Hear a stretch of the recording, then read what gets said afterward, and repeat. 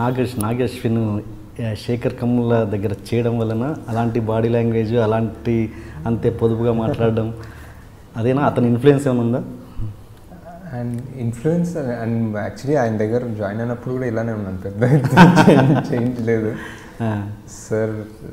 Maybe coincidence ఏమో కొంచెం similar, గడ్డము సన్నగుడ్డ. Okay. And ఎవడే సుబ్రహ్మణ్యం తర్వాత ఈ సినిమాకి ఎంత గ్యాప్ అని? 3 years అండి. Exact years. అంటే ఎందుకు ఓన్లీ ఫర్ క్వాలిటీ కోసమేనా ఈ గ్యాప్ లేదా ఇంకేమైనా? అంటే 1 year ఏం చేయలేదు యాక్చువల్లీ. 1 year ఆల్మోస్ట్ అంటే ఏదో కొన్ని స్టోరీ ఐడియాస్ అనుకున్నాను, దాన్ని డెవలప్ చేసే దాంట్లోనే పోయిందంటే చాలా. యాక్చువల్లీ కొంచెం రిలాక్స్ కూడా అయినాయి. ఎవడే తర్వాత ఒక చిన్న కన్ఫ్యూజన్ ఉండే, అంటే ఎవడే ముందు రాసుకున్న స్క్రిప్ట్స్ కొన్ని తీద్దామని ఉండే, కానీ ఎవడే తర్వాత మళ్ళీ ఆ స్క్రిప్ట్ సరిపోవేమో అంటే ఒక చిన్న డౌట్ ఉండే, ఇప్పుడు ఇంకా రెలవెంట్ కాదేమో ఈ స్క్రిప్ట్స్ అని చెప్పి చాలా అలా 1 year అయిపోయింది. 1 year తర్వాత సావిత్రి గారి స్టోరీ అన్న ఐడియా వచ్చి దాన్ని ఫామ్ అయ్యి సో 2 years పట్టింది తీయడానికి cinema. Okay. And one more general question, దీని తర్వాత సినిమాకి వెళ్ళిపోదాం. చాలామందికి క్లారిటీ లేదు అసలు నాగి అండ్ ప్రియాంక దత్ ఎక్కడ లవ్లో పడ్డారు, ఎప్పుడు పడ్డారు, అసలు మీ ఇద్దరిలో ఒకరికొకరికి నచ్చిన అంశాలు ఏంటి అసలు? మేము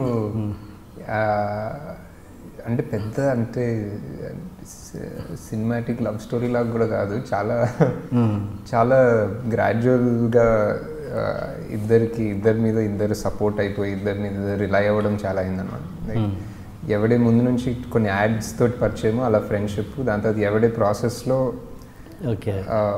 ఇద్దరి మీద ఇద్దరు చాలా రిలై అయ్యేవాళ్ళం అనమాట, ఏదైనా కావాలంటే ఏదైనా డౌట్స్ వాట్ ఎవర్. సో ఆ ఎవడే ప్రాసెస్లో క్లోజ్ అయ్యి అండ్ చాలా ప్రాక్టికల్గా ఇప్పుడు ఏంటి ఇద్దరికి పెళ్లి వయసు వచ్చేసింది. సో ఇప్పుడు ప్రియాంకకి ఇప్పుడు ఏంటి సంబంధాలు చూస్తారు, నేను వెళ్ళి ఇప్పుడు పెళ్లి చేసుకుంటే ఏంటంటే I felt that was the most అంటే the most basic question is, ఇప్పుడు నీకు ఎవరైనా ఇష్టం అంటే వాళ్ళు వేరే వాళ్ళతో ఇంకా పెళ్లి చేసుకుంటారని ఒక కాన్సెప్ట్ వస్తే, if you are okay with it then fine, then girl will move. If you are not okay with it ఇంకా పెళ్లి చేసుకోవాల్సిందే. So I wasn't okay with it. So then so I thought ఇంకా గెట్ మ్యారీడ్. ఓకే. ఆవిడలో మీకు నచ్చిన ఆవిడకి మీలో నచ్చిన విషయాలు ఏంటి? అంటే ఏం లేదు, మీరు లైక్ బాయ్ నెక్స్ట్ డోర్ లాగా ఉంటారు, వాళ్ళ లైఫ్ స్టైల్ కంప్లీట్గా వేరేలా ఉంటుందని నేను అనుకుంటున్నాను మీతో కంపేర్ చేస్తే. ఎలా కలిసింది అన్నది నా అంత ఏం తేడా ఉండదు actually. Priyanka is very down to earth, very simple, and ఆ లైఫ్ స్టైల్ వేరే కాదు, కానీ I think maybe what she liked in me was చాలా ఒక we both had the same goal అప్పుడు, like we just wanted to make like some good movies. ఒక రకమైన cinema తీయాలని ఉండే ఆమెకు కూడా ఎప్పటి నుంచో, 3 Angels నుంచి. wanted to make some good cinema, even I wanted to make some good cinema, and A distraction లేదన్నమాట లైఫ్లో. it's only movies. so I think ఆ ఫోకస్ నచ్చిందేమో. అంటే చాలా సింపుల్గా ఉంటారు. అనేది ఇప్పుడు మీరు వచ్చేటప్పుడు మీ కారు కూడా చూసారు, చిన్న బుల్లి కారు. అశ్విని దత్ గారు అల్లుడు ఇంత చిన్న కారులో వచ్చాడంటే అండ్ ఆ కారు మీరు నాకు తెలిసి మెయింటెనెన్స్ కూడా అసలు దాన్ని పట్టించుకోరు అనుకుంటాను, కనీసం తుడిచి కూడా లేదు క్లీన్గా. తెచ్చుకోవాలి అంటే అది అందుకని అడుగుతున్నాను, అంత వేరియేషన్ ఉంది కదా లైఫ్ స్టైల్లో, ఎట్లా అన్నది నా ఇది అంతే.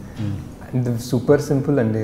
అంటే అశ్విని దత్ గారు అండ్ అందరు ముగ్గురు, స్వప్న, ప్రియాంక అండ్ సిరి, బీయింగ్ ఆ లైఫ్ స్టైల్ అనిపిస్తుంది, హ్యూజ్ ప్రొడ్యూసర్స్ లెగసీ అంతా అనిపిస్తుంది. But at the end of the day there is no heirs for any of them.